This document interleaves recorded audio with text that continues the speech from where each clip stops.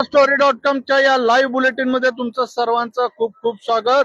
आज आपण आता या ठिकाणी उभे आहोत मुंबईच्या मरीन ड्राईव्ह परिसरामध्ये. या परिसरामध्ये सुद्धा आंदोलन चालू आहे.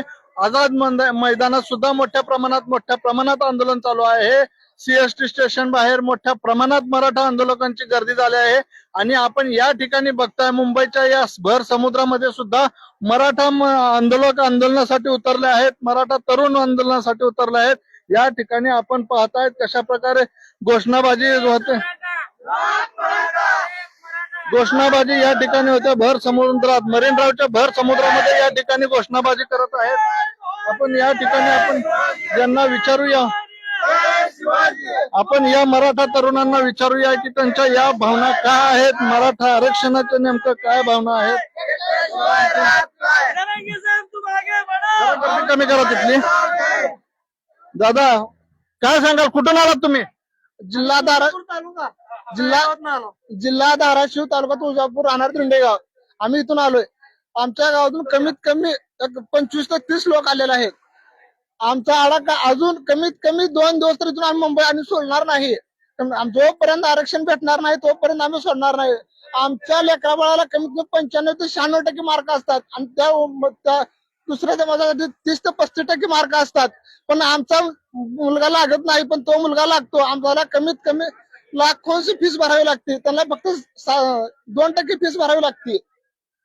या ठिकाणी मराठा तरुणांच्या भावना अशा आहेत की आज कुठल्याही शाळा कॉलेजमध्ये आमच्या मुलांना जास्त पर्सेंटेज पडून सुद्धा त्यांचा कुठल्याही ठिकाणी नंबर लागत नाही आणि दुसऱ्यांना कमी पर्सेंटेज पडून सुद्धा त्यांचा नंबर लागतो. हा एक मोठा अन्याय असं यांची भावना आहे.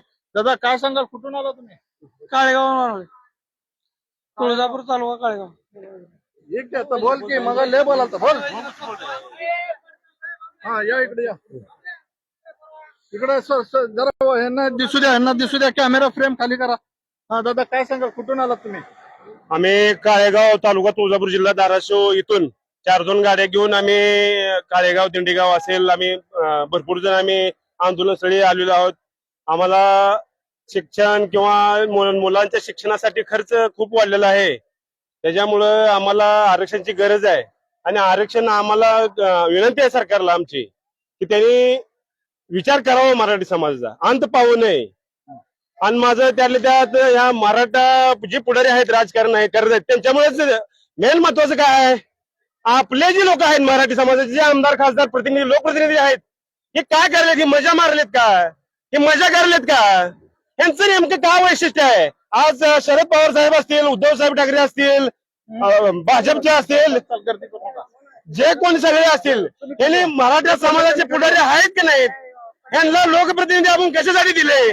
काय ह्यांना नुसतं ह्यांच्या लेकरा बाळाला फॉरेनला पाठवायला, ह्यांच्या बायका बाहेर तिकडे परदेशात फिरायला जायला, आणि मराठा समाजानं इथं शेतात शेती बी करायची, ह्या जगभराला अन्न बी पुरवठा शेतकऱ्याने करायचं. म्हणजे कुणबी आणि मराठा एकच आहे.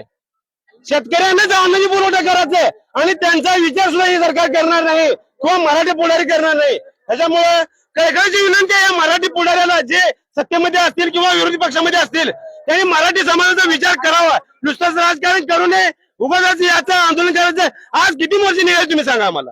मूक मोर्चे निघाले, कसले आंदोलन झाले, जरांगे पाटलांचे किती हाल व्हाले त्यांनी. हे सगळ्यांनी विचार करावा सगळ्यांनी. आणि माझं तर म्हणणं आहे, जे मराठा पुढारी आहेत, लोकप्रतिनिधी आहेत, यांनी जास्तीत जास्त प्रयत्न करावा, उगाच राजकारण करू नये, एवढंच मला सांगायचं. लक्ष्मण हाके सदावर्ते विरोध करतात. हे जे आहेत लक्ष्मण हाके साहेब असतील, पुन्हा हे कोण ते आंधळे म्हणतात लोक ते असतील, ह्यांना फक्त ही प्रिपेड आहेत. ही लोक ह्यांना रिचार्ज केल्याशिवाय हे पुढे चालत नाही. हे मराठा बांधवांनी हताश न होता या असल्या बामट्या लोकांकडे लक्ष न देता आपलं लक्ष काय आहे? फक्त आपल्याला आरक्षण भेटणं हे लक्ष आहे. हे असे यांचे फेक अकाउंट, करोडो फेक अकाउंट आहेत. तुम्ही मीडियावर जे मोबाईलवर फेसबुकवर जे आहेत फेक अकाउंट पक्कल झालेली आहे, ह्याच्यावर व्यक्त होण्यात काहीच मजा नाही. 2 समाजामध्ये तेढ निर्माण करायचा यांचा उद्देशच हे आहे. दुसरा यांचा उद्देश काय नाही. हे लक्ष्मण हाके असतील, हे प्रिपेअर झाल्याशिवाय हे बोलत नाहीत. फेक अकाउंट कोणाच्या? हे म्हणजे दोन्ही पक्षाचे आहेत, मराठा समाजाचे बी आहेत आणि बाकीचे जी ओबीसी म्हणा ही बाकीचे जी समाज आहेत म्हणजे सरकारनंच काढलेली ही बँक अकाउंट फक्त मराठी समाजाचं लक्ष विचलित करण्यासाठी आणि समाजामध्ये तेढ निर्माण करावं आणि जे मनोजदादा जरांगे पाटलांनी जे मराठा समाजासाठी जी अत्यंत आज अण्णासाहेब पाटील यांनी चालू केलेली ही लढाई आज त्यांचं आयुष्य गेलं तरी ह्याच्यात आजपर्यंत कोण बहिण नव्हतं हा हिरा आपल्याला जरांगे पाटलांमध्ये भेटलेला आहे हे मराठा समाजाने याचा विचार करावा आणि मराठा पुढाऱ्याने याचा मनात पूर्ण मनापासून त्याने त्याला लक्ष घालावं व आरक्षण भेटण्याचं आपल्या मुख्यमंत्री साहेबांना सांगावं हीच विनंती मी करतो. मराठा नेत्यांनी आरक्षणाच्या विषयात लक्ष द्यावं अशी गर्जना या ठिकाणी मराठा तरुण करत आहेत. जे बोलले त्यांनी जरा खाली व्हा कारण पडल कोणतरी. या बोलायचं तुम्हाला. या दादा कुठून आलात तुम्ही? काळेगाव तालुका तुळजापूर जिल्हा धाराशिव. बर काय म्हणणं काय तुमचं? आरक्षण मिळत नाही. आरक्षण मिळत नाही ह्याच्यासाठी आरक्षण घ्यासाठी आम्ही मुंबईला आलोय. रात्री कुठं झोपलात? काय खाल्लात? कारण बरेच बंद होतं. हॉटेल पिटल बंद आहे. रस्त्यावर झोपलो आम्ही. पाणी प्यायला मिळणार आम्हाला इथं. सरकारची काय सुविधा कुठली सरकार मुद्दाम जाणून बुजून केलं का? जाणून बुजून सरकार त्रास देते. मराठ्यांनी मुंबईला येऊन असं त्यांना वाटतंय. लगेच जावं असं वाटतं का? लगेच कालच जावं म्हणा ते रस्ते रिकामी करा. तुम्ही कधी जाणार होता? आरक्षण दिल्याशिवाय आम्ही जात नाही. आता आरक्षण महिनाभर नाही दिलं तर महिनाभर आता काय इथं झोपतावर रस्त्यावर काय मिळेल ते खातावं. खायला प्यायला आणलात का काय? खायला प्यायला आणलं फक्त संडासची सोय करावी सरकारनं आमची बाकी काय नाही. शौचालयाची सोय करण्यात आली आहे सरकारकडून. या ठिकाणी आणखीन काही लोकांना आपण विचारू. दादा काय सांगाल? मी आलो बीडहून तालुका जिल्हा कामखेडा इथून.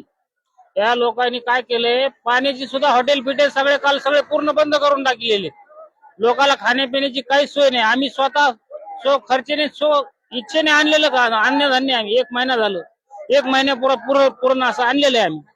जोपर्यंत ते धान्य उडणार नाही जरांगे पाटील जोपर्यंत जाणार नाही तिथून आपल्याला झालं भेटले आरक्षण तोपर्यंत आम्ही काही इथून जाणार नाही. आम्ही रस्त्यावर झोपणार. सकाळ हो संध्याकाळ हो ऊन हो पाऊस असो काही असो आम्ही पूर्ण रस्त्यावर झोपणार. आपण पाहताय भर समुद्रामध्ये या ठिकाणी मरीन ड्राईव्हच्या कडेला या ठिकाणी मराठा समाजाच्या तरुणाचा आरक्षणासाठी आक्रोश दिसत आहे.